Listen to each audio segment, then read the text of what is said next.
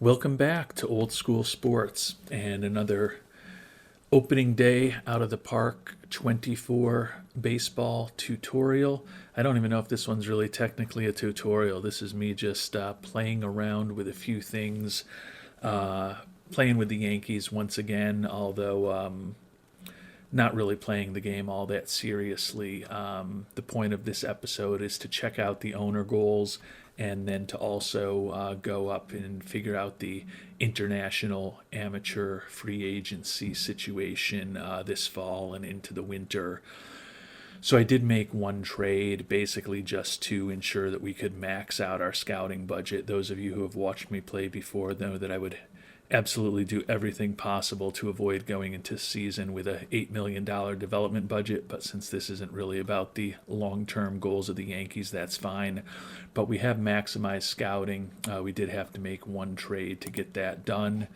And you can see we traded away Frankie Montas. Go down in history as one of the least successful trades in Yankees history. We got Trevor Rogers in return, which seems like a pretty high return, and I will actually put him just for purposes of things onto AAA for the time being. He probably could help us at the major league level this year. But again, although I'm going to be playing through a season, the point of the season isn't really to do that. It's to kind of get to know the dynamics of the game, the financial model a little better. The owner goals, they now have these dynamic owner goals where you can negotiate some of the goals with ownership. Those of you who have followed any of the playthroughs I've done in the past know that staff cohesion and having a really good coaching staff and a staff that gets along really well is something I like to focus on significantly. I'm not going to mess around that in this episode since it's not a long-term sim for me. So I don't really care about staff cohesion. Normally I would love to have a goal like that because I would be starting off this save by firing a few of these guys who don't have as good traits, bringing on some better potential players, potential coaches for the organization, and ensuring that the cohesion was really strong. But that's not the point of this, so we'll discuss this goal. And you see that we have an opportunity to swap it for a different proposed goal with a duration of 3 years to improve our fan interest. Let's just see where our fan interest is right now. And it's at 83, so yeah, that's a pretty easy goal for us to achieve. So I'm going to go ahead and accept that recommended goal to improve our fan interest. And we decline the staff cohesion goal, and you can see improving our fan interest by 2025 is now an official goal of the Yankees. So as we play through the game, we'll kind of figure out how realistic the owner goals are. I do like the fact that there's at least a little bit of negotiation involved in at least one of the goals at this point. The current recommendations, winning, always the goal for the Yankees. Upgrading left field, that's fine. Improving fan interest, building a championship team. None of these goals seem particularly unrealistic to me or unreasonable. You can see that they're all viewed as an average priority with Hal Steinbrenner. There will be some goals that you get that are higher priority, more important to your evaluation with the owner to achieve those higher priority goals. But it seems like a nice enhancement to the game. I typically do play with the goals. They give the game a little flavor. They can sometimes give it a little bit more of a challenge. I know that they frustrate the heck out of some people and others just turn them off, but they don't really bother me that much. Sometimes they're unrealistic. It is what it is. All of us who have had jobs throughout our lives know that sometimes you can get unrealistic, unreasonable, and or irrational demands at work, and sometimes you have to bite your tongue and just do what needs to be done to achieve those goals or not achieve them and face the consequences for not achieving them. And I think that's kind of the attitude that I take towards the owner goals. So it doesn't stress me out all that often when they're a little bit wacky. And I just realized that I'm playing as GM and manager. I went to hopefully have Aaron Boone assign the roles in the rotation and on the team, and I can see that I'm talking to bullpen coach Carlos Mendoza around those decisions, and I don't like his decisions making. Severino, our number one starter, using Clark Schmidt as a follower. I just want a simple 1980s or 1990s style rotation. So unfortunately, with no Aaron Boone to blame, I'm going to have to do a few of those things myself to get what I want. And we'll just kind of point out some things I notice as I'm quickly simming through this season. Carlos Rodon and Tommy Conley both on rehab assignments back from their injuries. Did notice that they pitched Carlos Rodon for 137 pitches in his rehab assignment in Scranton. That seems a bit excessive to me for a pitcher coming off of an injury. So probably just a heads up that you may want to ensure that you have pitch counts on players when they're coming back from rehab assignments, because a guy who has been shut down at this point for probably about a month and a half, going 137 pitches in his first start in AAA, does strike me as a bit aggressive. Well, we're midway through this season that we are quickly simming through, not really putting a ton of attention into the Yankees, and probably shows in our record. We're 40-40. Ownership not happy with us in terms of our ability to achieve the goals. They want us to be in the playoffs. We're at 500. They wanted us to upgrade in left field. They are pleased with the progress that we've made on fan interest, which we really haven't done anything. Just has magically gone from 83 to 95.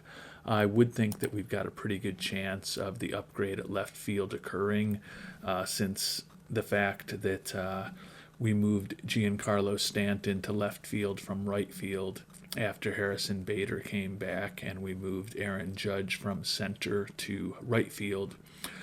Should ultimately be an upgrade, but you can see that thus far this year Stanton is not hitting well at all. 226 average in 266 at-bats for us. Take a quick look at the batting stats, and Stanton does have 22 homers and 53 ribbies. Judge certainly not hitting at the same pace, home runs that he did a year ago, with 15 through the first 80 games, hitting at about half the pace of home runs that he did a year ago, and only hitting 259 also. So still having a productive offensive season, but not nearly what the Yankees are expecting when they're paying him $40 million a year. Looking at the All-Star voting here, the Yankees are the 43-47 record, so pretty disappointing. And this is the worst fear of those of us who are Yankees fans and look at this team and see a team that is a little old, not a ton of real young, dynamic, athletic talent, with expensive but questionably healthy pitching staff. And Clay Holmes, who's 1-0 with a 1.99 ERA, the Yankees' only all-star among the pitching staff this year. Jose Trevino, with that great defense, makes the all-star team as a catcher. And bit surprising, even though it is a down year. You would have to think that Aaron Judge is almost certainly going to be a American League All-Star in 2023 after the year he put up in 2022, unless he completely falls off the map. And I don't know that I would consider 18 homers and 49 RBIs at the All-Star break completely falling off the map, but because he had started off the year as a center fielder, he finished behind Mike Trout in the voting at that position, and they did not add him to the team. You look here at the voting, and although he had 2.9 million votes, which would have by far won in right field, because we had to start him out as a center fielder when the season began. When Harrison Bader was on the IL,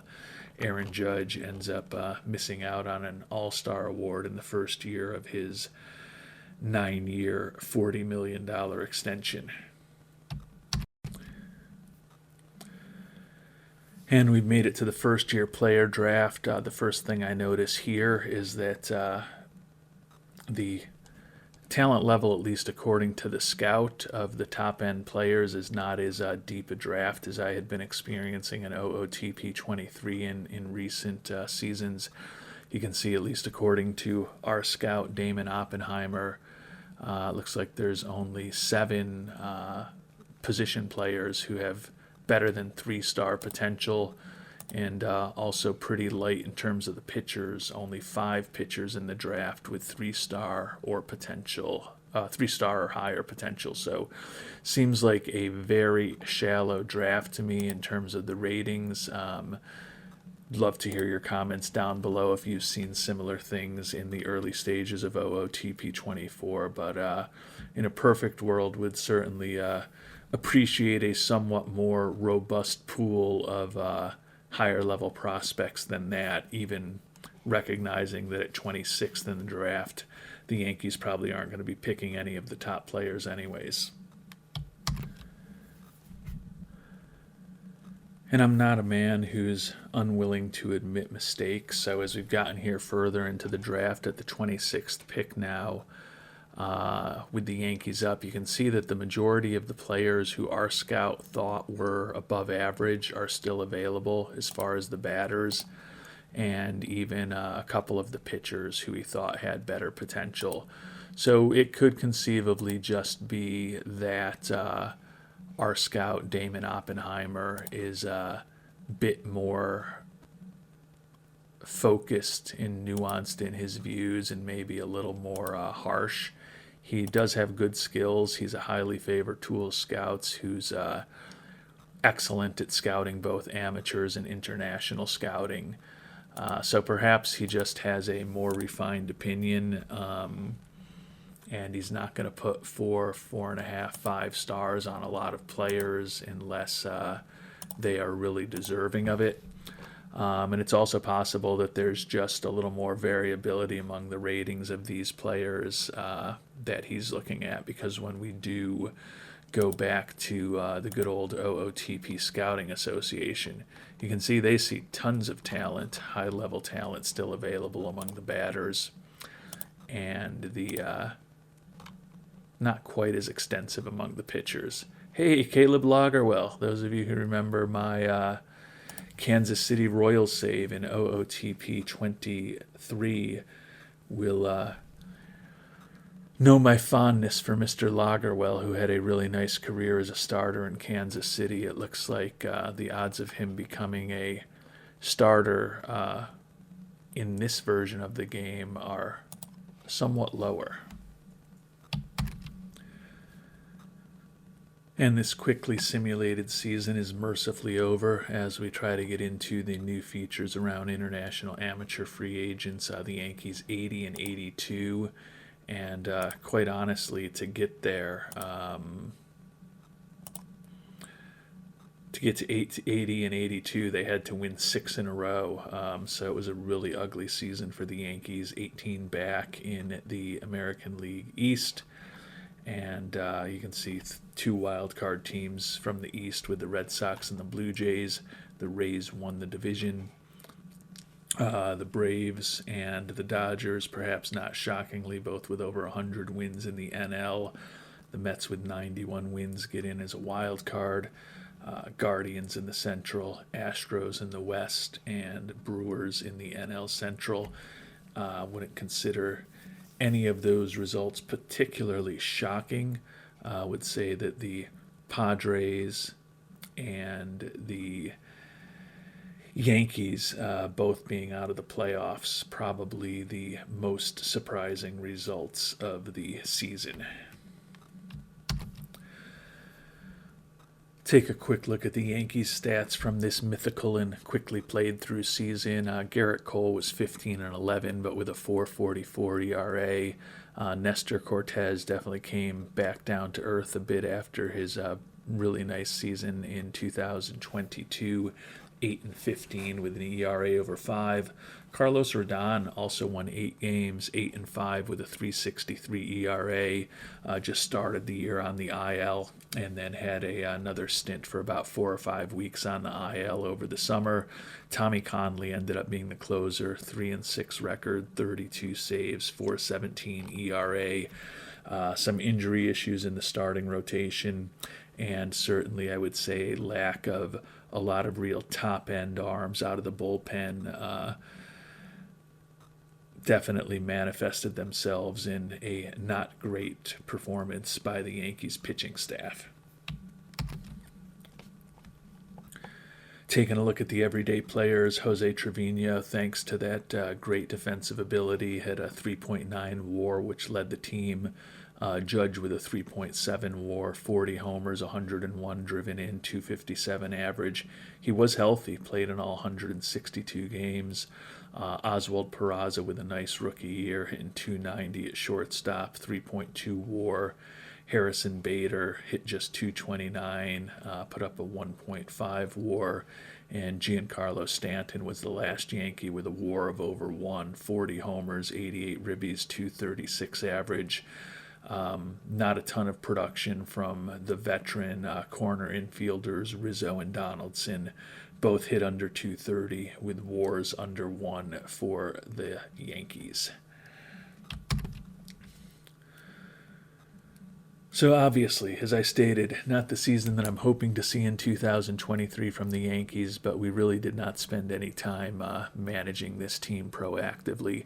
Just wanted to get through the season and get to the point where we can start playing around with the International Free Agent Showcase and learn more about how that works.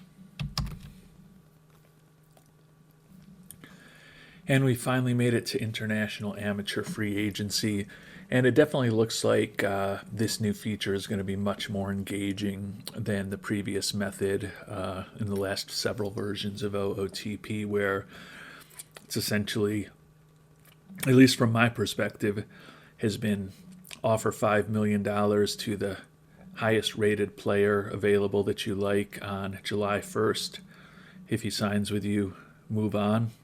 If he doesn't, offer $5 million to the highest rated player available left at that point. Hope he signs with you and move on.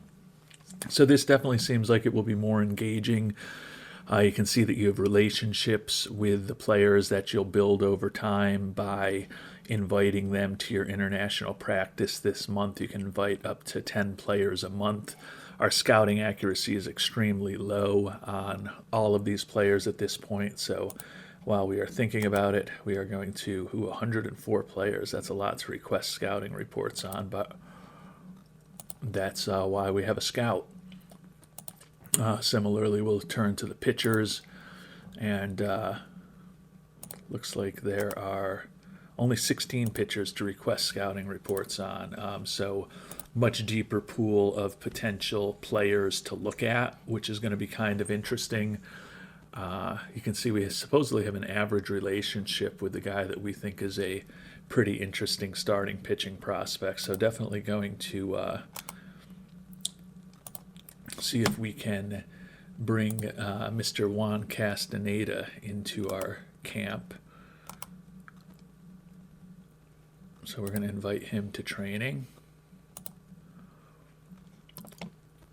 And now we've got 1 out of 10 invited to the camp. You can also sort by the demands of what the players are looking for. Obviously, relationship, league interest, scouting accuracy. Presumably those numbers will be improving for us over time as we scout these players and get to know them better, and clearly would expect that the highest potential players are ultimately going to have the highest interest from the league in them. So we'll go ahead and pick out these top 6 players here, or these top 5, to join with Juan and invite all of them to training. So now we've got 6 players coming to our international camp.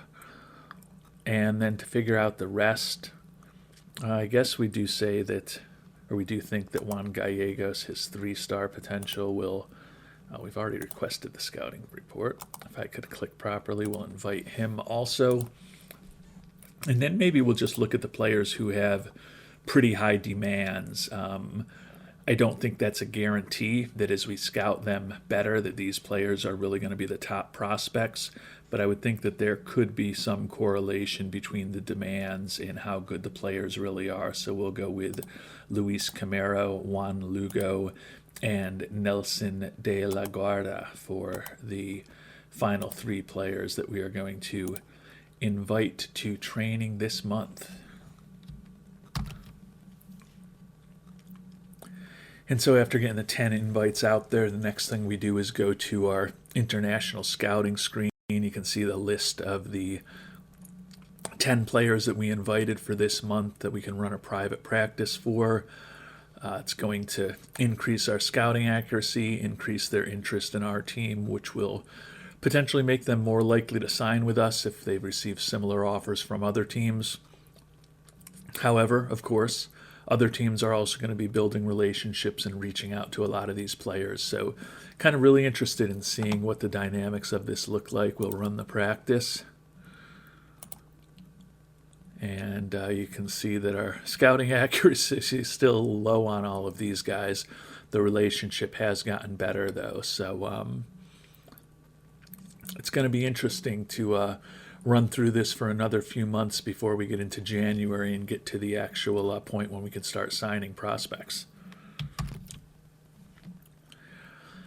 And for those who are wondering, the Atlanta Braves topped Tampa Bay 4-1 in the World Series to claim the 2023 World Series championship. One surprise that I didn't notice on the positive side was the Diamondbacks being in the playoffs and making it all the way to the LCS. I think that would clearly be viewed as a very surprising result if that occurs this season.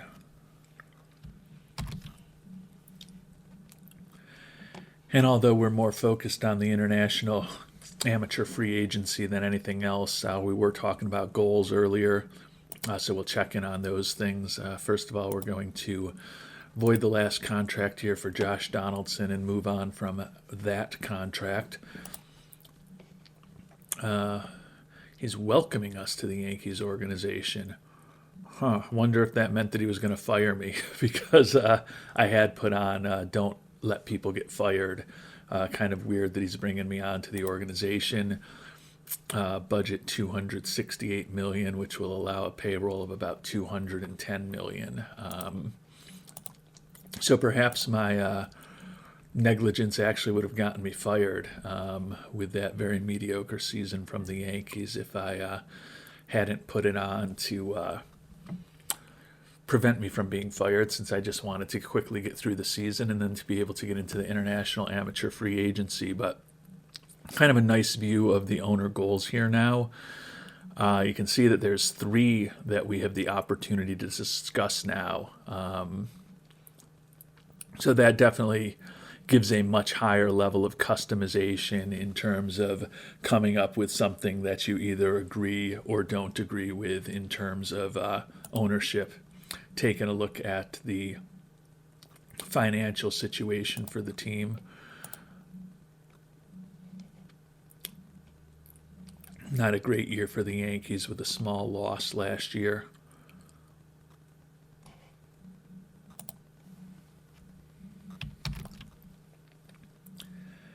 And I've still just been using the default screens here since I haven't spent any time kind of customizing the game yet, which I probably should do. But you can see our budget moved from $310 million last year to $268 million this year. So that's a pretty negative trend for the Yankees.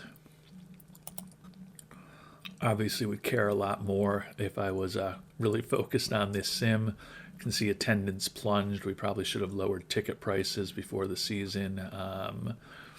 Fan interest is still pretty high. I think ticket prices were just a bit too high, and then clearly the performance on the field was very mediocre.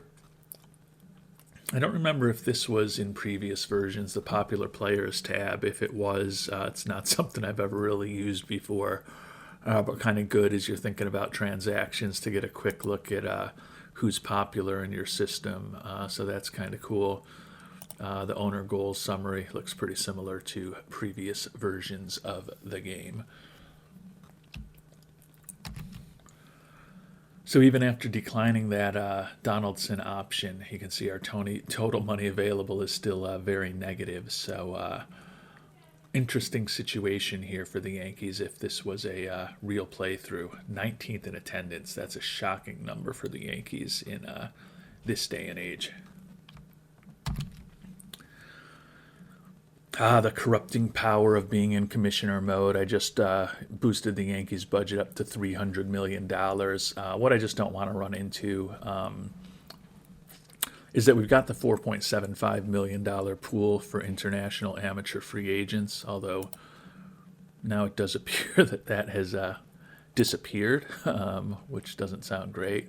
Oh, yeah, because we were so far under, so I am glad I gave us some money, because otherwise we would be in big trouble right now, and the whole point of this is to go through that international amateur free agent exercise. So good to know that we've got that money back in there now to hopefully enable us to do one of the major points of this entire rambling video. So it's now past November 17th. It doesn't look like you get an automatic reminder to run another camp, at least not yet. Maybe you will get one on the final day of the month, but we have a little better scouting information now. Juan Castaneda still certainly stands out as the top pitching prospect in our scouts' eyes, and he's got very high interest from around the league. So I think we certainly want to continue to have him in camp. Taking a look at the batters, you can see league interest is also very high in Juan Magana, who I believe we also have in camp. Juan Magana is one of the guys that we have in there. So our scouting accuracy is still low on several of the players. I don't think there's really any reason to change the 10 that we have in camp left if we get to a point where we've got a horrible relationship with somebody, league interest is very high, and they're a relatively lowly regarded player, then maybe we don't need to keep them on the list for the month of December. But right now we're just going to keep it simple and run another practice with these invitees. And we've got a strong relationship with Juan Magana now, so that's good to see. We're still average with Juan Castaneda, but Magana certainly, at least now, and granted, we only have average scouting accuracy, but looks like he could be a monster in terms of his offensive abilities. Third baseman with a great arm. You'd prefer a higher range and error and even a turn DP rating, or at least I would. OSA also has him rated pretty highly, but he certainly, particularly with that strong relationship that we have right now, looks like a potential candidate. And then Juan Castaneda, average scouting right now. We're working on another scouting report for him. Certainly looks like he could have a really nice 3-pitch arsenal and above average stuff, movement and control. So definitely would love to come out of this with one of those two players, but we are still in relatively early stages in terms of getting to know all of these international amateurs well. And as we get into the month of December, we've now got average scouting accuracy on 3 guys, Camaro, Lugo, and De La Guarda, who we only see as 2.5 potential players. So I think we're going to remove them from the ongoing invite list now, and maybe we're going to see if there's 3 other candidates that we'd like to potentially see more of. I don't love the fact that this far into the process we've got weak relationships with a lot of these players, but hopefully at the very least Juan Magana is going to be a nice fallback option for us as we get closer to signing day in January. And since we do also have 3 owner goals to potentially discuss, we'd care about these more if we were playing a long-term sim, but wants us to increase profit. If we were to get rid of that goal, the option is to improve our defensive efficiency, so I'm fine with trying to increase profit. Wants us to improve staff cohesion. The opportunity, or the one we could switch to on that, is also to improve defensive efficiency. And then he wants us to improve our international amateur fines. I think that with good international scouting and a pretty big scouting budget right now, that's something that we could do a good job at. So not necessarily interested in swapping that. And once again, it looks like the initial proposed goal to swap to is the same on all of these. So I think right now I'd rather try to improve defensive efficiency than focus on profitability. So I'm going to accept that switch from Mr. Steinbrenner and then see what the changes are in terms of the staff cohesion and the international amateur goals. Is there something different we could swap now? And he wants us to improve our draft record. Interesting. 4-year duration on that. So that would not be a bad one, but we've got 4 years to improve staff cohesion, and we've got 7 years to improve our international amateur fines. So I think the timing of some of these goals and also the quantity of the goals, at least the ones that I have, is significantly more goals than I typically have right now, and some of them with a 2030 target year are more transformational for your organization in nature and require consistent delivery of good international amateurs over an extended period of time, and then seeing that the WAR that they're able to deliver in the majors. So that's probably another part of the reason why the target for that goal is so large.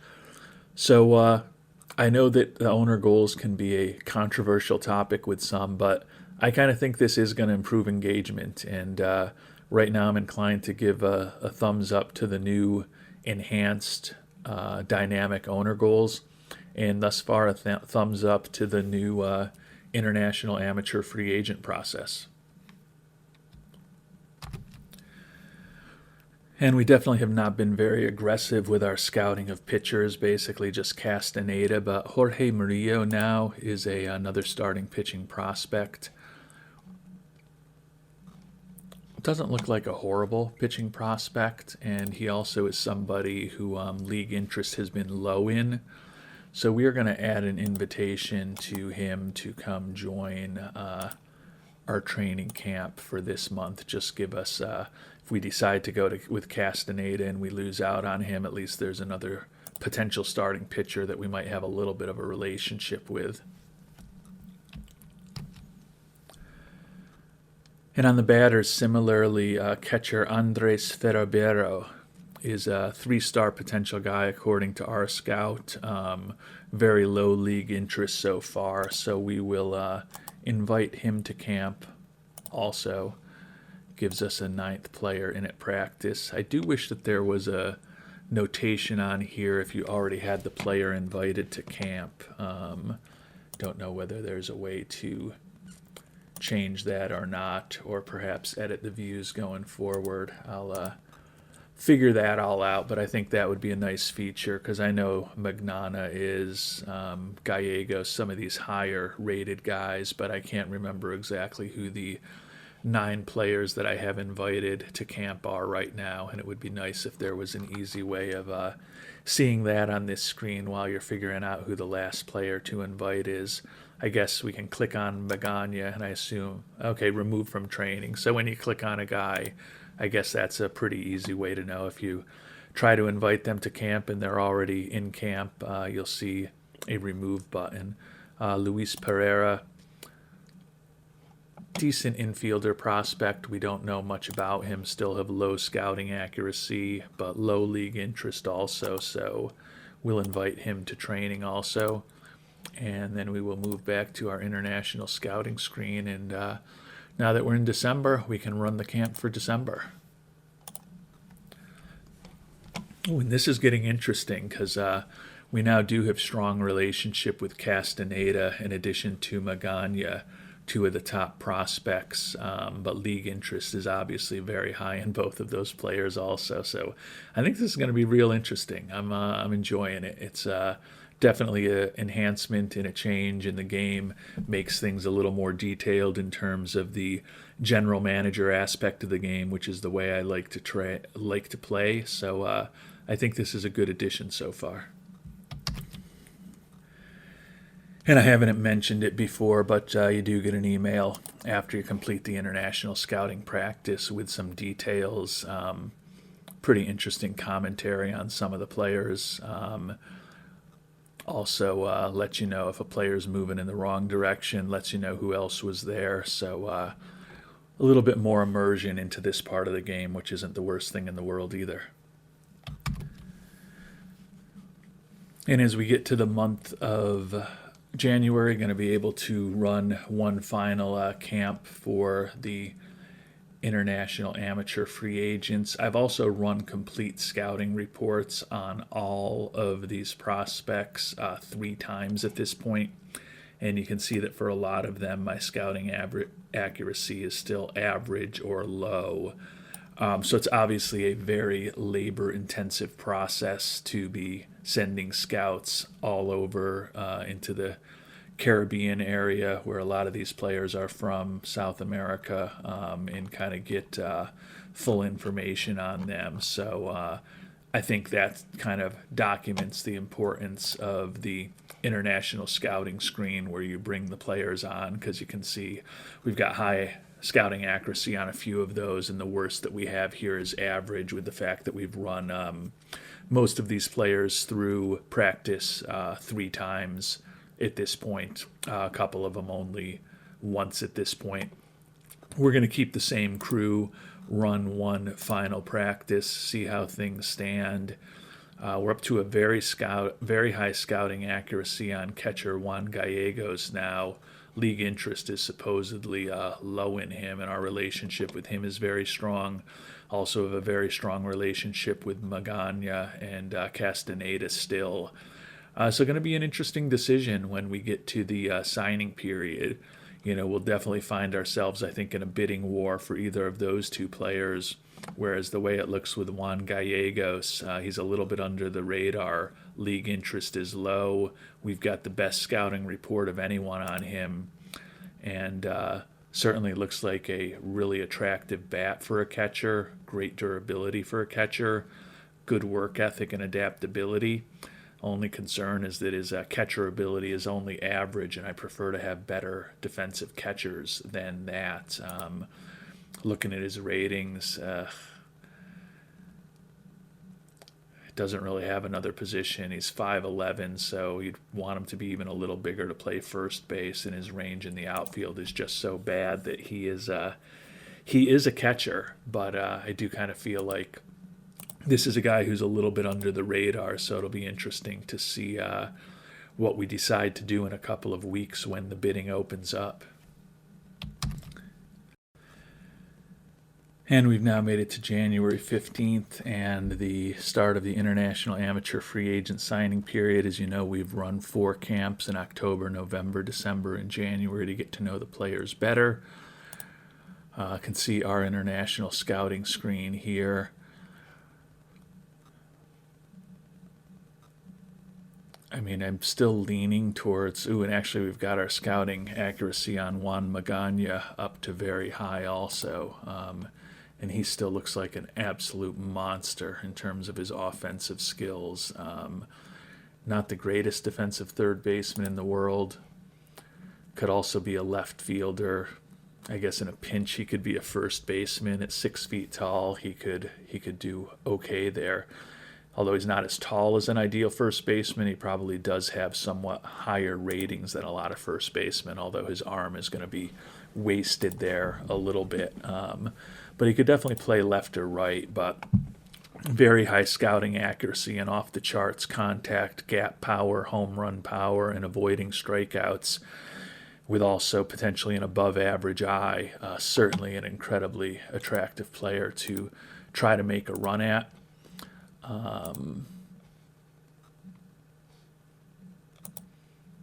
Juan Castaneda, the young starting pitcher, also looks really interesting. We're only high scouting accuracy on him. We've tried running a fourth scouting report over the last several months on the whole crew of international amateurs, and obviously we don't have his quite in time. Certainly looks like an interesting prospect, but I'm going to see how things go with Juan Magana here. Also going to be kind of interesting with the $4,750,000 limit now. Do we just need to dump all of that into him to get him signed, or is there a little bit more nuance here?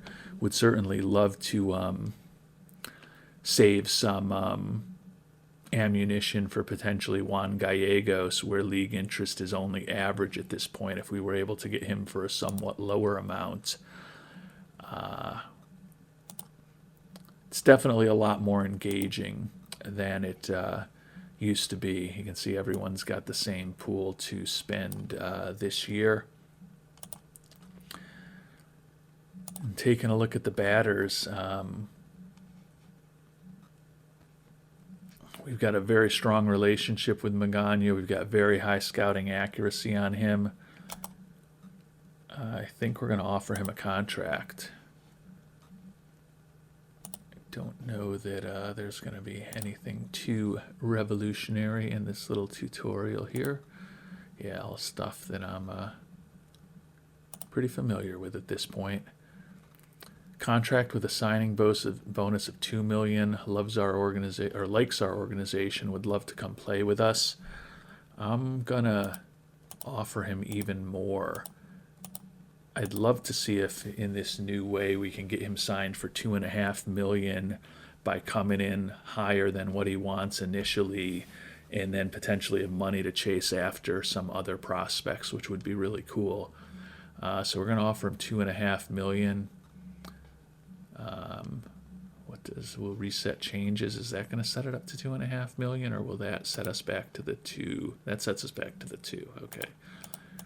So $2.5 million, and ask for a response. Let's submit that offer to the Tiger King and see if 2.5 will be enough to get him signed. And while I'm playing around with this, I'm also going to make an offer to Juan Gallegos, the catcher, who looked like he was looking for $1.1 million. There's not a ton of interest in him. So we're just going to go ahead and meet his demand and submit that offer to him and see what we hear back. Obviously, if it turns out that we sign him and that we hear back from Magana and he really wanted the full $4.75 million to sign with us, which I think is a plausible scenario. May not have played this perfectly, but we're just playing around right now and trying to learn something at this point.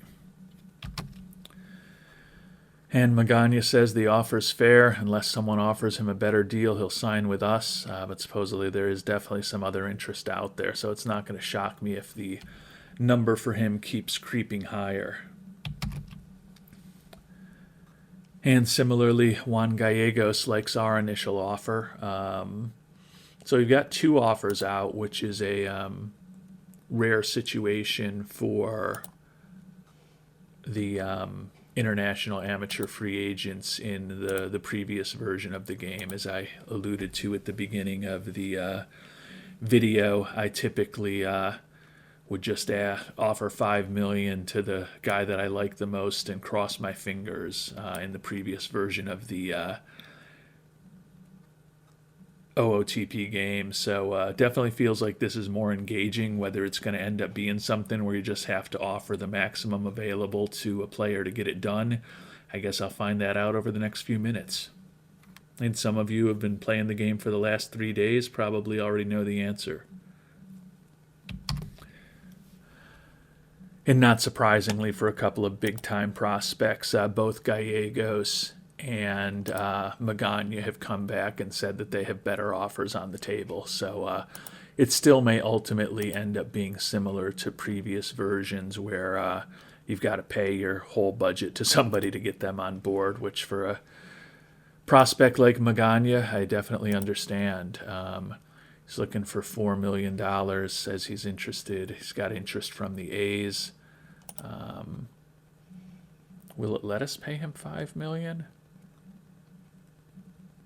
Oh, it's letting me do that because I'm playing in commissioner mode right now. I don't actually want to completely override this. I want to try to play it somewhat straight.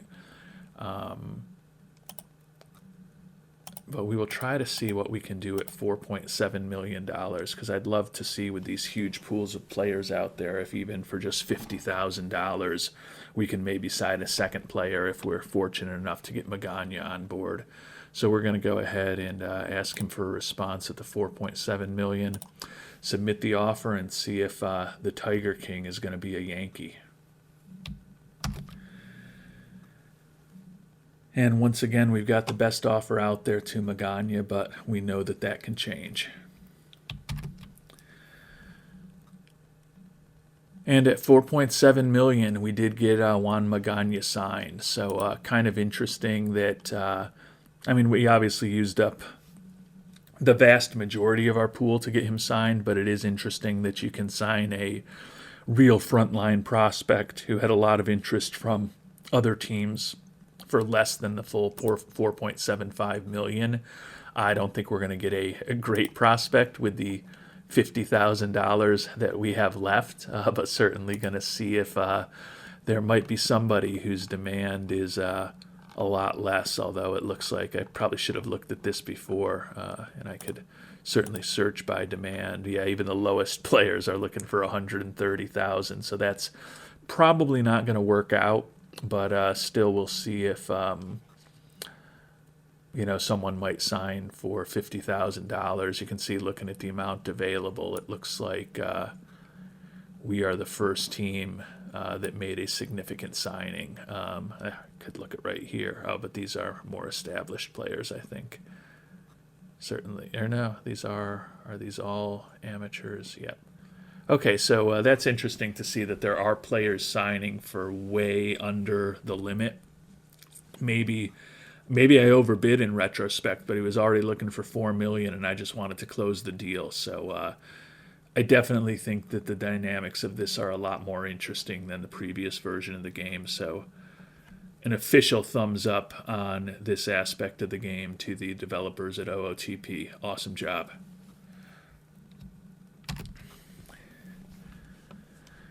And we're going to see if we can throw a real low offer out to somebody. David Lugo's looking for almost $1 million, but league interest in him is low. Will be interesting to see what the dynamic is. We'll probably end up offending him. Yeah, he's looking for $950,000, so he's going to be pretty disappointed when we come back and ask him about a $50,000 offer. Yeah, he's got no interest in that, although it did make him come off his number a little bit. So looks like at $50,000 probably did not leave quite enough money in the budget to make a realistic run at another international amateur free agent. But still really happy that I got possibly the best hitting prospect I've ever seen in OOTP. Obviously would feel better about him if he had a little more speed to take advantage of that gap power, but with very high scouting accuracy, to have somebody who could potentially be off the chart in 4 out of 5 categories is a pretty interesting young prospect. And now I found the cheapest pitcher I can find in terms of the demand, Frank Ocampo, looking for $140,000. Good personality, not really a real big-time prospect, especially at almost 19 years old. See what he thinks about a $50,000 offer. I'm guessing it won't be enough for him either. Yeah, that cut him down to $120,000. So Just don't think we have enough money, but what I am going to do is sim ahead a little further and just see if, similar to regular free agents, that if a market doesn't develop for these international free agents, if they'll come back to me over the next weeks and say, hey, I'd like to re-engage with you, potentially at a lower price. And catcher Juan Gallegos, who we had engaged with, signed with the White Sox. I wonder if we can see how much he signed for. Not on this screen, but obviously if we go back to the international amateur screen, 3.2 million, and he was a pretty big time prospect. So it looks like our 4.7 was off the charts at this point. So it looks like there's definitely a little more nuance in how you're going to bid and potential options for teams to pick up multiple players. Just a quick look through there, I can see that Pittsburgh's already picked up a couple players at this point in the relatively early stages of international amateur free agency. So good for the Pirates. And we just got notice that David Lugo, who we made that $50,000 offer to, way under what he was looking for, has signed with Los Angeles. Looks like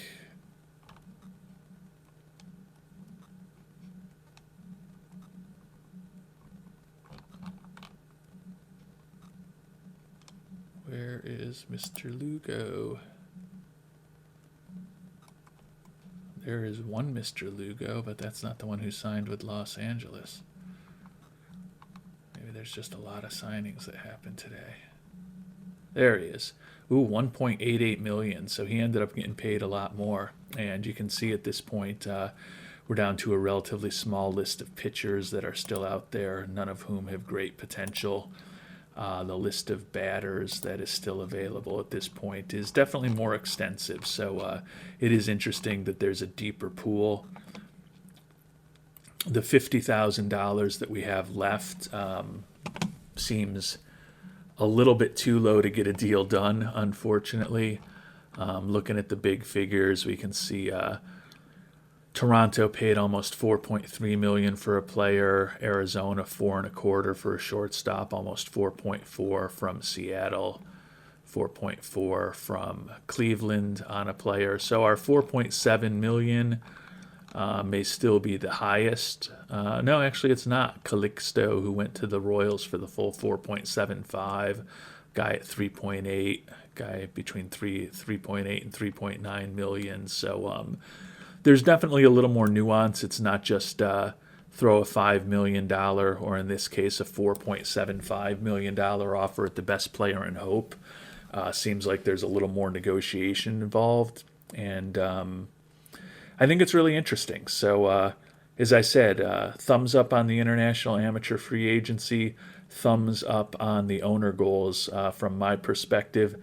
I know I called this tutorial, and it was really more just a rambling of me learning how to play the game. But if you've made it this far, I do sincerely appreciate that.